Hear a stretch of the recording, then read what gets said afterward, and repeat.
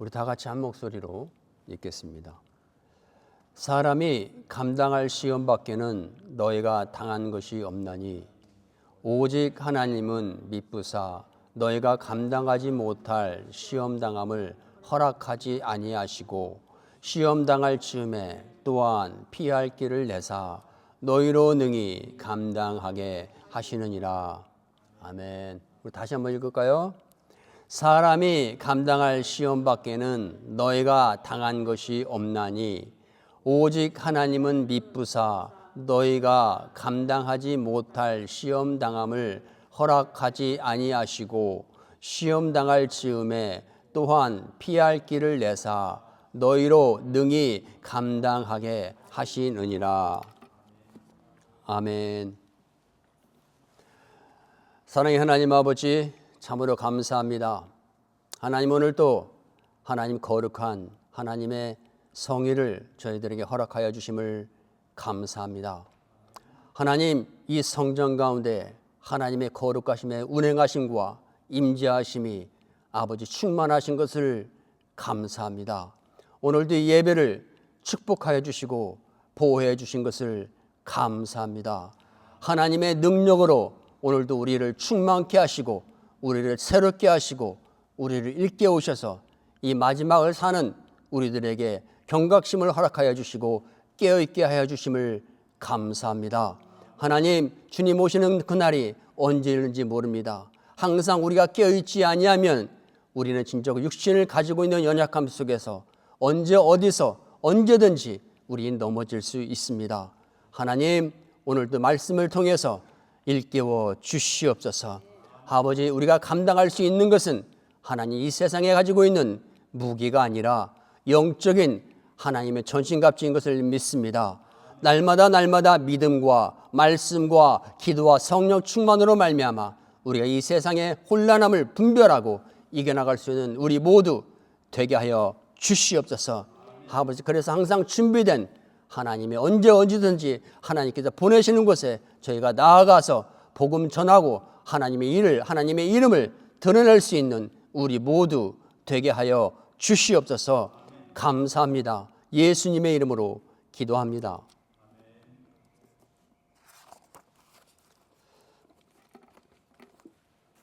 하나님께서 오늘도 우리와 함께 하십니다.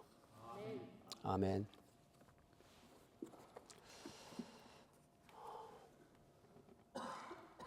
저희는 호주에서 살고 있습니다. 호주에서 살고 있는 저희들은 이민자라고 사람들이 말합니다. 그래서 이민자들의 즐거움 중에 하나는 뭐냐면 고국 방문입니다. 아마 한국을 갔다 온 분도 많이 계실 텐데 저희가 한국을 갈 때요, 어떻습니까? 우리가 계획을 세웁니다. 생각을 합니다. 어떻게 해야 될까? 가장 먼저 해야 되는 게 뭘까요? 비행기표를 끊는 거겠죠. 부킹을 합니다. 그래서 티켓을 받아 놓습니다. 그리고 이제 언제 그 날짜에 공항을 가겠죠. 공항 가서 모든 수속을 받고 이제 비행기를 타고 비행기 안에서 10시간 동안 우리가 여행을 합니다. 그리고 한국에 도착합니다. 그리고 만난 친지를 우리가 만나서 얘기도 나누고 즐거운 시간을 갖겠죠. 이것이 우리가 한국을 갔다 오는 그러한 여정입니다. 제가 지금 비행기 부킹부터 한국을 가고자 할 때에 비행기 부킹부터 한국을 갔다 오는 모든 과정을 제가 소개를 했습니다. 이것을 소개한 이유가 있습니다. 여러분, 우리가 한국을 방문한 과정이 이리와 똑같을 텐데 만약에 우리가 내가 한국 간다, 내가 한국 갔다 다녀오겠습니다. 계획을 세우고 생각으로 한번 비행기 부킹하고 비행기 티켓을 끊고 한국 가서 10시간 한국 방문해서 친구들 만나고 여러분 이거 과정을 한번 생각해 보십시오. 자, 우리가 이 모든 과정을 실제로 하지 않고 머리로 머리 안에서 움직이는 그 생각을 통해서요, 우리는요, 한국을 가지 않아도 아마 수십 번 왔다 갔다 이미 했을 거예요. 그죠? 이것이 우리 브레인 안에서, 우리 뇌 안에서 이루어지는 현상이라는 거예요. 그렇다면, 그래서 우리는 모든 방법을 다 합니다. 한국에 어떻게 도착하고 몇 시간 후 도착하고 모든 걸 다 우리가 알고 있어요. 자, 그러면 실제로 한국을 몸을 싣고 비행기를 타고 한국에 도착하지 않고 친구를 만나지 않고 가족을 만나지 않은 상태에서 우리가 나 한국 갔다 왔다 라고 말할 수 있을까요? 당신 한국 갔다 왔습니까? 라고 하면 네, 갔다 왔습니다 말할 수 있을까요? 없습니다. 우리는 가지 않았습니다. 머리로 생각 안에서만 이미 한국을 갔다 온 겁니다. 아멘? 제가 고등학교 졸업하고 이제 직장생활 할 때 명절 때 시골을 내려가요. 그러면 티켓을 끊습니다.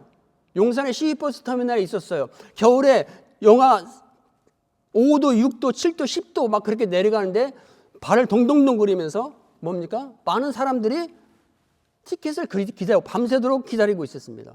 왜? 그 다음날 티켓을 끊으니까. 근데 제가 발견한 그 모든 사람들의 얼굴에는 이미 그것이 짜증나는 사람 한 명도 없어요. 다 웃으면서 화기애애하면서 밤새도록 얘기하고 티켓을 끊고 밤새도록 기다렸다가 그것을 끊습니다. 왜 그럴까요?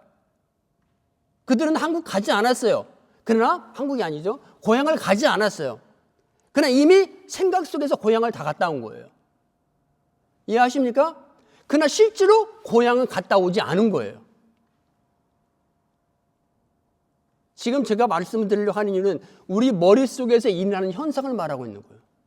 희한한 건 몸이 실제로 이루어지지 않은 상황인데 머리로 생각만 해서 우리 마음이 기쁠 수도 있고 슬플 수도 있고 좌절할 수도 있고 절망할 수도 있고 희망을 품을 수도 있는 그런 현상이 우리 가운데 일어난다는 사실입니다. 오늘 저는 여러분과 함께 먼저 나누기 원하는 것은 유혹이 무엇이고 죄가 무엇이냐는 것입니다. 지금 제가 여러분에게 말씀드린 이 생각 속에서 일어나는 실제로 움직이지 않고 머리로 모든 계획을 세워서 이렇게 하면 이렇게 된다라고 생각한 이것은 무엇입니까? 이것은 영적으로 이 죄와 유죄의 개념에서 우리가 구분할 때 이것은 유혹인 거예요. 이것은 죄가 아니에요. 왜? 죄라고 하는 것은 법적 단어입니다. 죄는 뭐냐면 우리가 유혹의 상태에 있다가 유혹에 넘어가서 어떤 행위를 했을 때 우리 몸으로 했을 때 비로소 그것이 죄가 되는 거예요. 아멘? 우리가 어떤 나쁜 생각을 합니다. 우리가 어떤 나쁜 생각을 하고 막 그것 때문에 혼란스러워요. 이게 법적인 구속이 있습니까? 없습니까? 이거 법적 구속 없어요. 왜? 그것은 죄가 아니에요. 이것은 죄가 아니에요. 죄는 뭐냐면 내 머릿속에서 혼란한 어떤 상황 속에서 그것 속에 그 생각 속에 빠져 들어가서 내가 어떤 행위를 할 때 비로소 그것이 죄가 되고 비로소 죄가 될 때 그것이 나를 묶는 겁니다. 이것이 나를 결박하고 이것을 나를 사망 가운데 끌어당기는 겁니다. 이해하시겠습니까? 유혹과 죄의 개념인 것입니다. 그래서 우리는 여러분과 저는 항상 모든 이런 유혹 속에 우리는 항상 열려 있어요. 언제 어디서 이런 생각이 우리 들어오면서 우리를 공격할지 우리는 모릅니다. 먼저 여러분과 제가 격려하고 싶은 것은 뭐냐면 그런 생각을 나쁜 생각을 할 수 있어요. 그러나 그것이 우리의 구원을 좌지우지할 수는 없다는 것입니다. 왜? 그것은 법적인 구속이 없어요. 여러분 예수님도 시험 당하셨어요. 유혹을 당하셨어요. 그러나 히브리서 4장 11절에 보면 뭐라는 줄 아십니까? He was tempted in the same way we are tempted, but he never sinned. 이런 말이 있습니다. 이게 무슨 말인 줄 아세요? 예수님도 성경에는 뭐라고 합니까? 성경은 우리 유혹을 받는 우리와 우리가 죄를 지었을 때 우리는 전혀 다른 사람이라는 구분을 하고 있다는 사실이에요. 오늘 제목이 뭐예요? 우리가 시험이 올 때. 시험이 올 때 이때가 중요한 거예요. 시험이 올 때 우리가 어떤 결정을 하느냐, 이것이 굉장히 중요해요. 야고보는 이렇게 말했습니다. 4장 15절에 욕심이 잉태한 즉 죄를 낳고 죄가 자란 즉 사망을 낳는다, 이렇게 나와 있어요. 여기서 야고보가 확실하게 구분하는 게 뭔지 아세요? 우리가 욕심은 뭐에서 나와요? 우리가 갖지 못한 것에 대한 열망, 소망 때문에 일어나는 거예요. 우리 안에서 일어나는 거예요. 우리 생각 속에서, 상상 속에서 일어나는 것입니다. 그러나 이것은 유혹이지 이것은 죄가 아닌 거예요. 주님이 와서 이것 가지고 우리를 정죄하지 않으십니다. 주님도 그와 같은 시험을 당하셨거든요. 그래서 주님도 우리를 이해하신다는 거예요. 우리 육체에 연약함이 있기 때문에 연약한다. 우리가 유혹을 받고 생각 속에 혼란이 오고 넘어질까 자빠질까 절망하고 좌절하고, 슬퍼할 수 있어요. 절망할 수 있어요. 좌절할 수 있어요. 그러나 우리가 다시 죄를 짓지 않으면 되는 거예요. 죄까지 그것이 자라나지 않고 거기서 정리가 되면 되는 거예요. 오늘 여러분과 제가 말씀을 통해서 알기 원하는 것은 바로 이 포인트예요.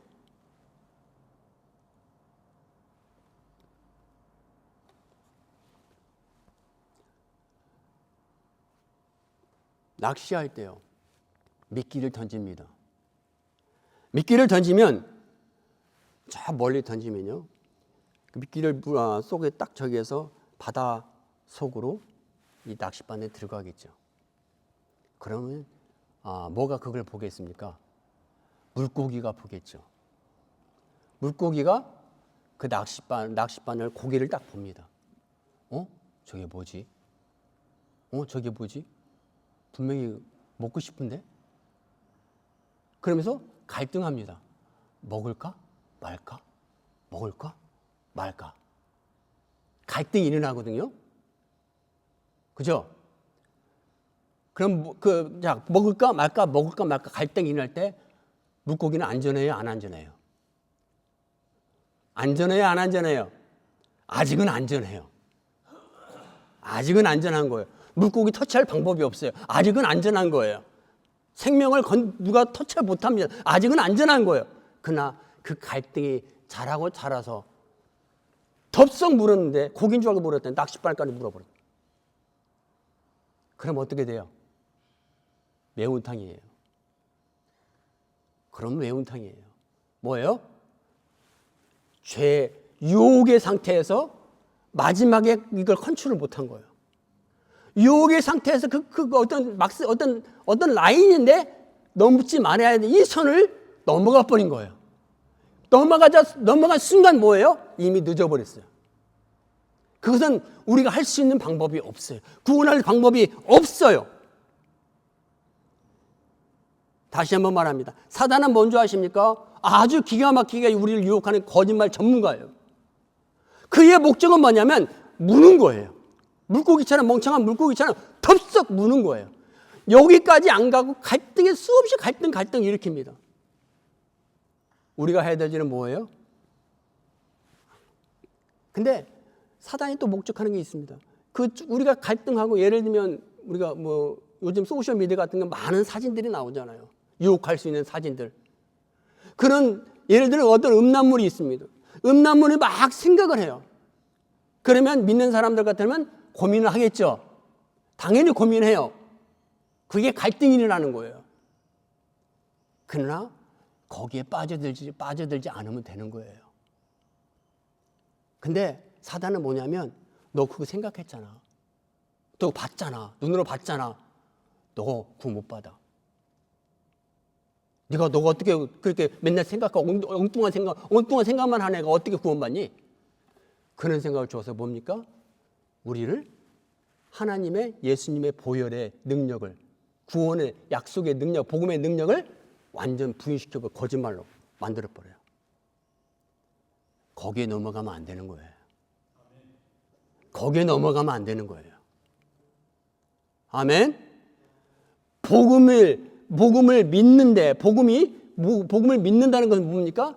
우리의 뿌리를 강하게 한다는 거예요. 요전번에 얼마 전에 허리케인 왔잖아요. 나무가 뿌리가 뽑힙니다. 어떤 나무는 뿌리가 뽑혀요. 뭐 때문에 뿌리 뽑혀요? 강한 바람 때문에, 비바람 때문에 뽑히는 거예요. 그것을 못 이기고 뽑혀버리는 거예요. 그럼 어떻게 돼요? 그냥 죽는 거예요. 그냥 죽은 거예요. 그러나 그렇게 허리케인이 왔어도 여전히 꼿꼿하게 서 있는 나무들이 있어요. 그건 뭐예요? 그거는 버틴 거예요.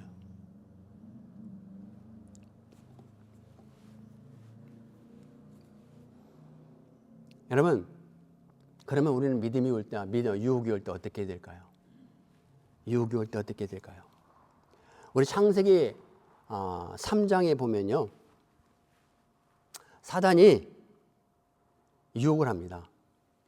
사단이 어떻게 유혹을 하냐면요, 뱀이 딱 와서 말합니다.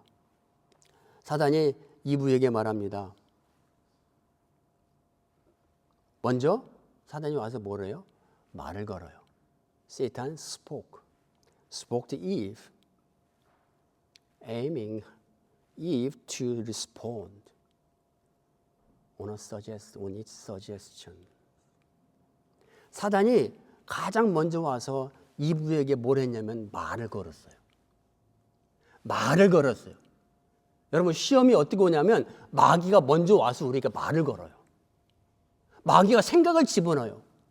마음을 집어넣어요. 마음속에, 생각 속에 이 말한다는 것은 이거 생각을 집어넣는 거예요. 집어넣는데 왜 집어넣겠어요? 왜 집어넣겠어요? 여보, 맛있어? 왜 물어보겠어요? 내 반응을 원하는 거거든요. 말을 걸어와요. 사단이 하와한테 말을 걸어와요. 왜 걸어왔어요? 왜 걸어왔어요? 하와가, 이브가 반응을 원한 거예요. 이브가 아무 대꾸를 하지 않아요. 하나님 말씀 듣고 열심히 살고 있어. 기쁨 가운데 믿음으로 살고 있었어요. 그거를 자기와 대화 상대를 만들어야 돼요. 반응을 이끌어내야 돼요. 그래서 말을 걸어요. 사단이 말을 거는 방법은 다양해요. 왜?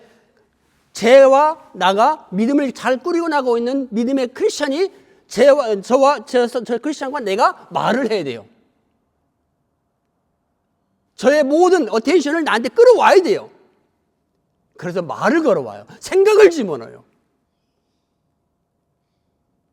그러려면 사단의 계획이 간교해야 돼요. 저 사람의 반응을 나한테 끌어올 수 있도록, 저 사람이 반응할 수밖에 없도록 나를 만들어야 되는 거예요. 지금 저는요, 우리에게 유혹이라는 것을 지금 말하고 있어요. 유혹이 어떻게 오는가? 사단이 우리에게 주는 유혹은 먼저 우리가 반응할 수 있는 목적을 가지고 우리가 반응할 수밖에 없는 생각과 어떤 아이디어와 이런 것을 우리에게 줄 때 우리가 결단해야 되는데, 하와 같은 건 어떻게 됐습니까? 어떻게 했어요? 하와가 뭐라고 하면, 뱀이 어떻게 부르는 줄 아십니까? 이렇게 물어봤습니다. 뱀이 물어봤습니다. Hey, Eve, does God told you that you must not eat any fruit of the tree in the garden? 뱀이 뭐라고 물었다고요? 하와야, 너 하나님께서 이 동산에 있는 모든 나무의 열매를 먹지 말라고 하더냐? 라고 그렇게 물어봤어요. 이 말을 왜 물어봤을까요? 사단은요, 하나님께서 이브에게, 아담에게 무슨 말을 한지 알아요. 하나님은 분명히 선악을 알게 하는 나무 그 하나만 먹지 말라고 한 거 알아요. 그걸 알고 하와에게 묻습니다. 너 하나님께서 이 동산에 있는 모든 나무의 가지를 먹지 말라고 하더냐? 정말 하나님이 그렇게 말하더냐? 라고 말할 때 이브의 반응은 어떻게 했습니다? 이브는 반응할 수밖에 없는 거예요. 아니야. 하나님은 그렇게 말하지 않았어. 하나님은 다 먹지 말라는 것이 아니라 선악을 알게 하는 하나만, 나무만 먹게 하라고 그랬어. 여러분, 이 하와의 반응은 어때요? 하나님이 말씀하신 진리를 지금 말하고 있는, 하나님이 말씀하신 사실을 그대로 말하고 있는 거예요. 그러나 어찌됐든 간에 이 하와는 사단이 원하는 이 머리 돌리는 이 교활함에 걸려들었어요. 왜? 일단 대화 상대로 이끌어간 거예요. 반응을 한 거예요. 반응을 하고, 아니 하나님께서 먹지 말라고 한 것이 아니라 하나님께서는 선악을 알게 하는 그 하나님의 나무, 그 나무만 먹지 말래. 그리고 그 나무를 먹는 날에는 내가 죽는다고 그랬어. 이렇게 말을 합니다. 일단 사단은 1단계 성공했어요. 자기 대화 대상자를 끌어들인 거예요. 그리고 그 다음에 세컨드 스텝이 뭔지 아십니까? The Satan, devil, twisted the truth into lie. 하나님의 진리를 거짓말로 살짝 바꿔서 다시 제안합니다.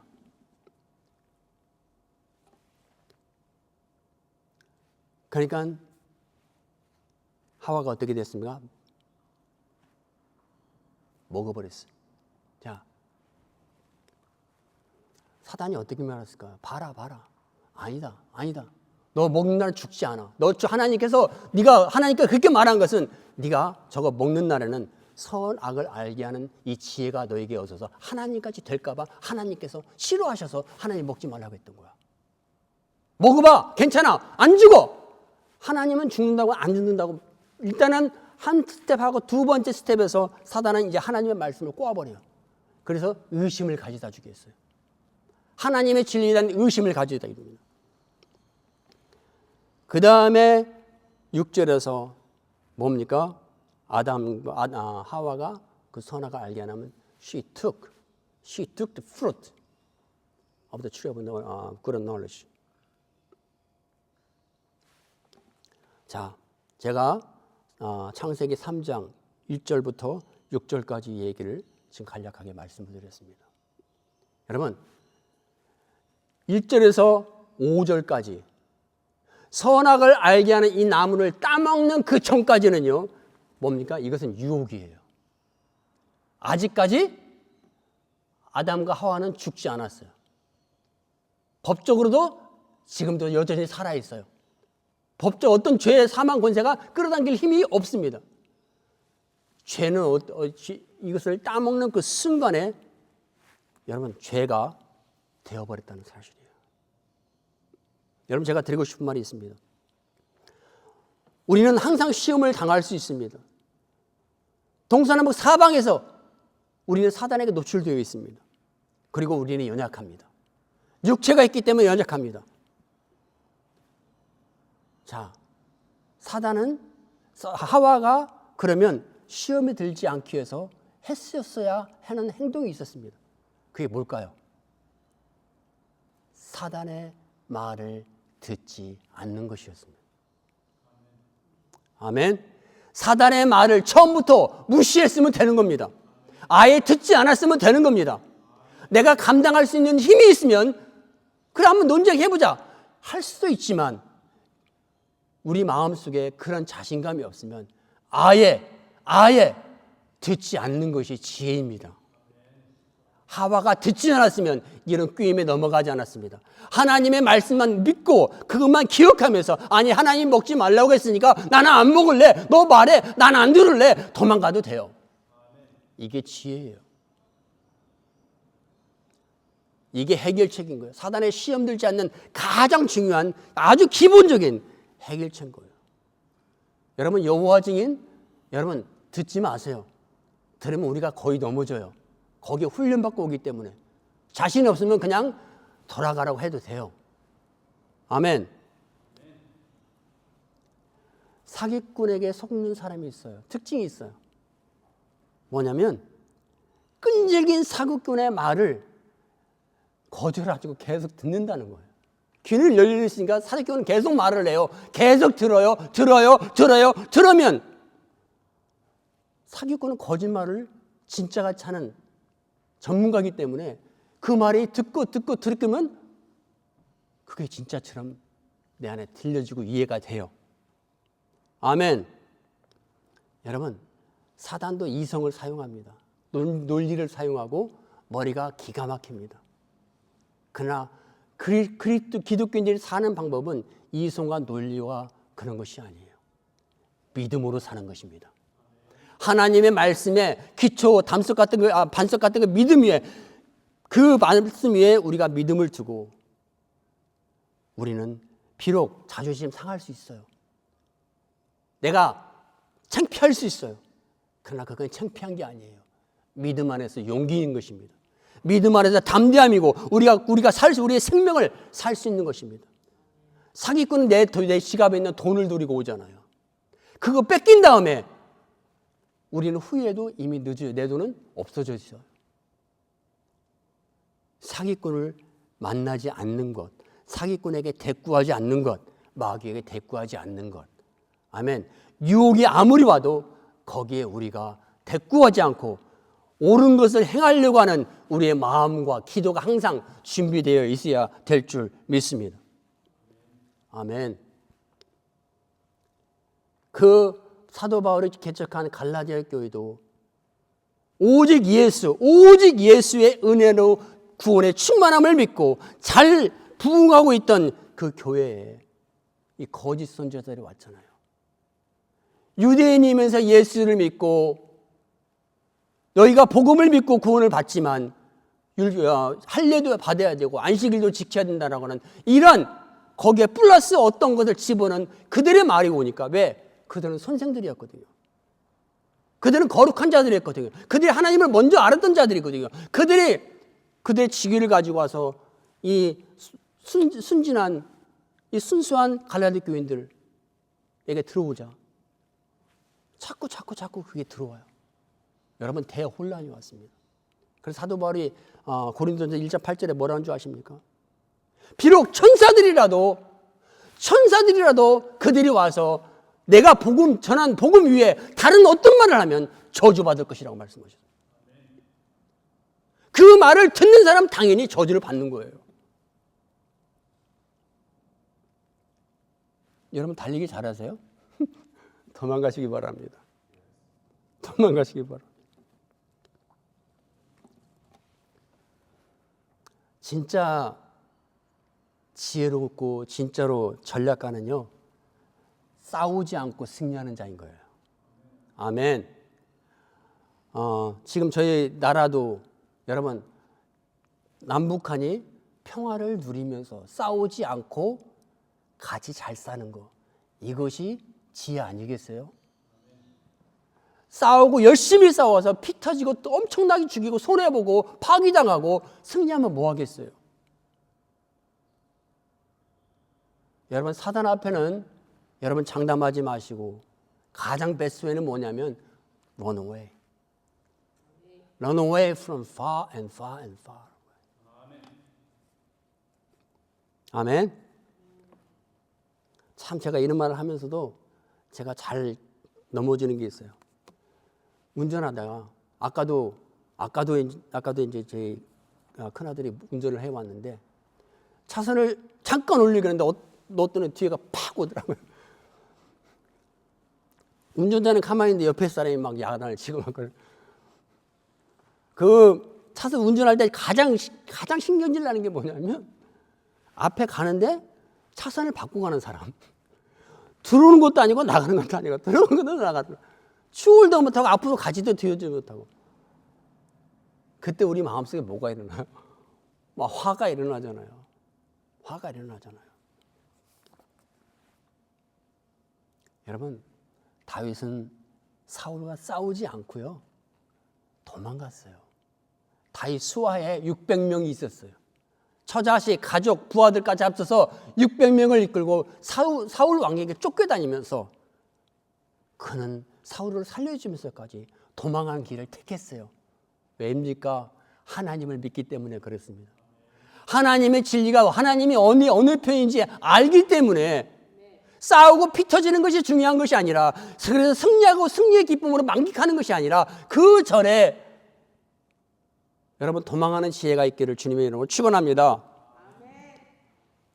오늘 본문입니다. 본문에 하나님께 이렇게 말씀하셨어요. 사람이 감당할 시험 밖에는 너희가 당한 것이 없나니 오직 하나님은 미쁘사 너희가 감당하지 못할 시험을 허락하지 아니하시고 God will not let you be tempted beyond what you can bear. 성경마다 다른데요. 그 앰플리파이드 성경이라 보면 이렇게 나와 있어요. Beyond what you can bear. 여러분과 저가 더 이상 참을 수가 없어요. 더 이상 참을 수 없는 한계 이상의 시험을 하나님은 여러분과 저에게 허락하지 아니한다는 거예요. 오늘 우리가 알 수 있는 것은 뭡니까? 오늘 본문에서 하나님께서 바울이 하나님의 성품 중에 우리가 가르치고 싶은 것이 있는데 그것은 뭐냐면 God is faithful. 하나님은 신실하신 하나님이라는 거예요. In other words, God is promise keeper. 약속을 지키시는 하나님이에요. 당신의 입에서 나온 말은 반드시 지키고 실수하지 않고 반드시 이룬다는 거예요. 어떤 상황 속에서도. 이 믿으시기 바라요. 하나님은 여러분과 저가 He will not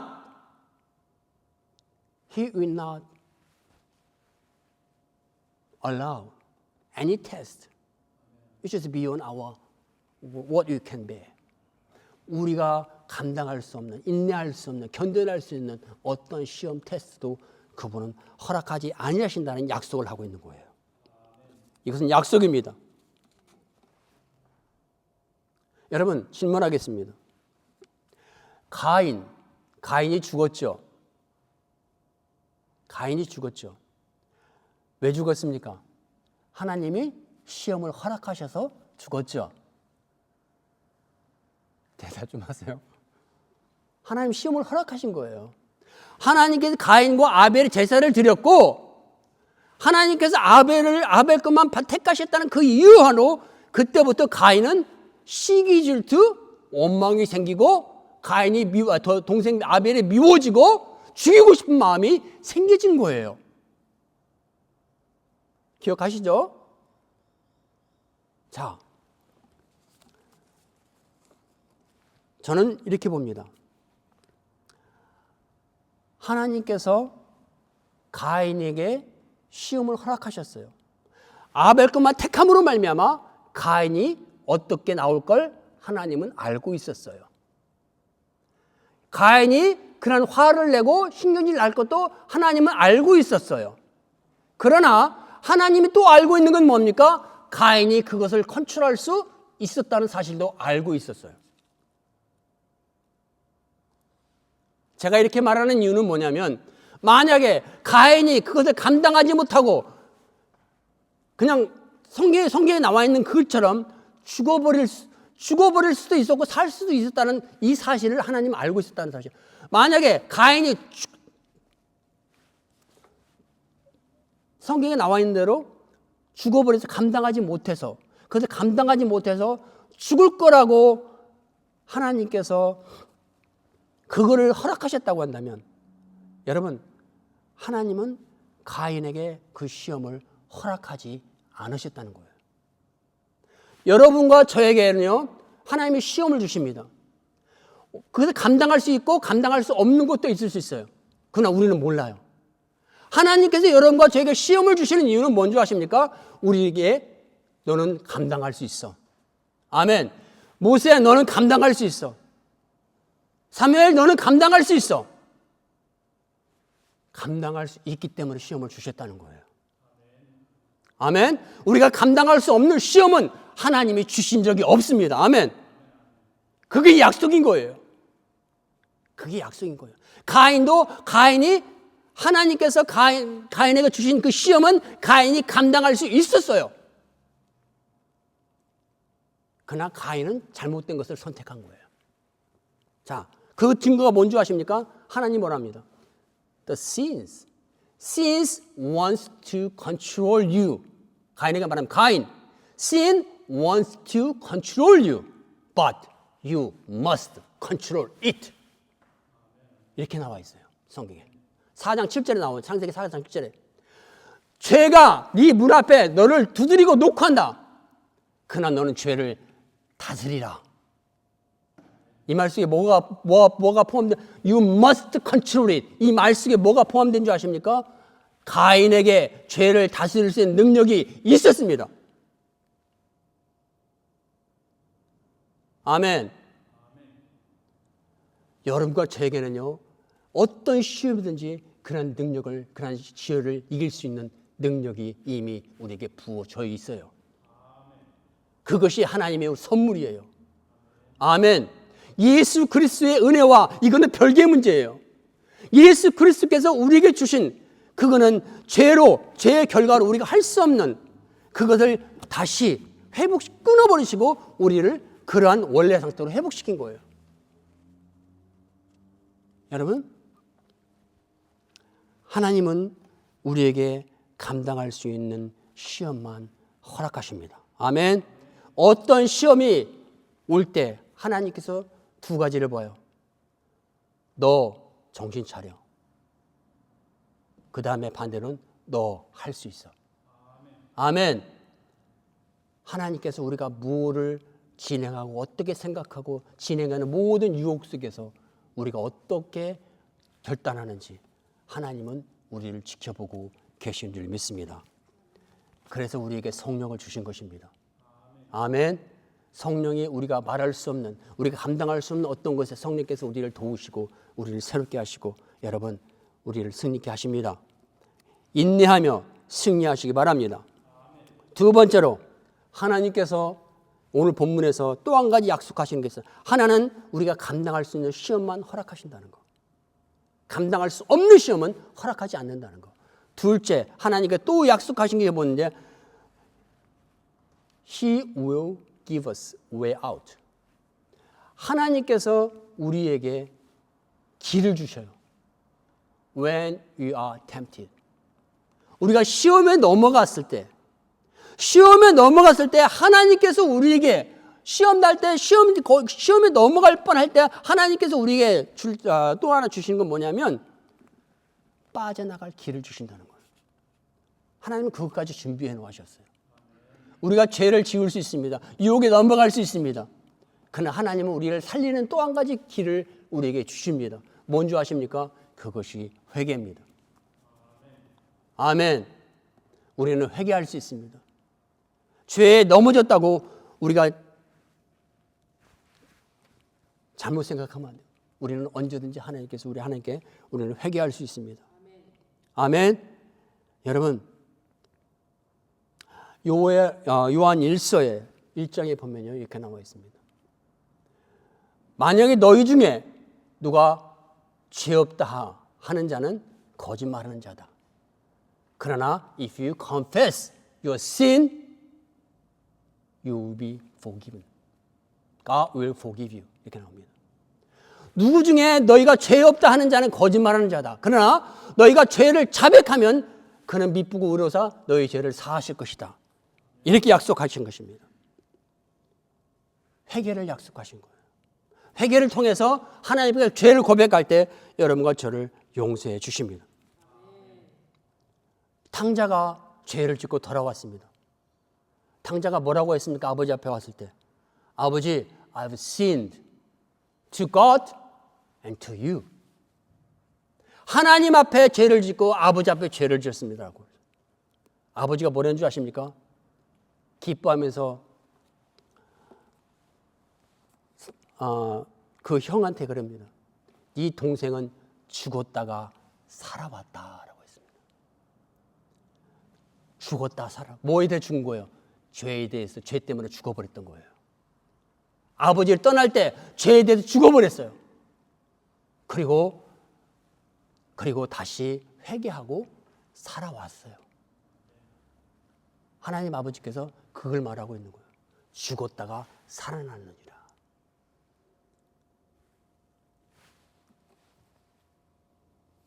그리고 여러분, 다윗도 역시 그 엄청난 죄를 지었을 때 마지막에 나단 선지자를 통해서 그가 고백한 거 있잖아요. 내가 죄인입니다.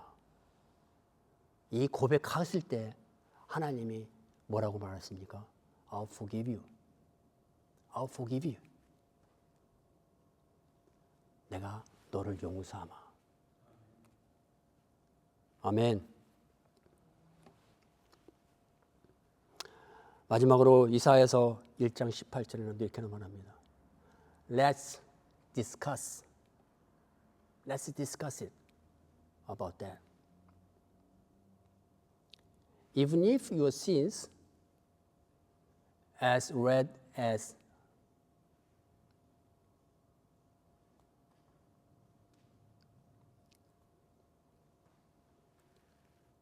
red eye, that stain will be removed, and you will be purified as wool, and you will be white as snow. 너희 죄가 진홍같이 붉을지라도 양털과 흰눈같이 희어지리라. 주님께서 약속하셨어요. 여러분, 그 하나님께서 오늘 본문을 통해서 똑같이 바울의 입술을 통해서 말씀하셨습니다. 너희가 시험당할 쯤에 또한 피할 길을 내사 너희로 능히 감당하게 하시느니라. 아멘. 여러분, 회개는요, 우리 죄인이 다시 하나님 앞에, 하나님의 은혜 앞에 들어가고 그 은혜를 회복하는 여러분 그 길입니다. 그것을 하나님께서 여러분과 저에게 주셨고 우리는 그것을 통하여 다시 하나님의 은혜의 보좌 앞에 나갈 수 있는 것을 믿습니다. 결론입니다. 성경 한 구절 읽고 말씀을 마치겠습니다. 히브리서 4장 14절에서 16절까지의 말씀입니다.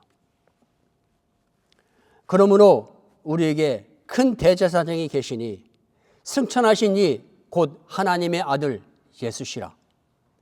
우리가 믿는 도리를 굳게 잡을지어다.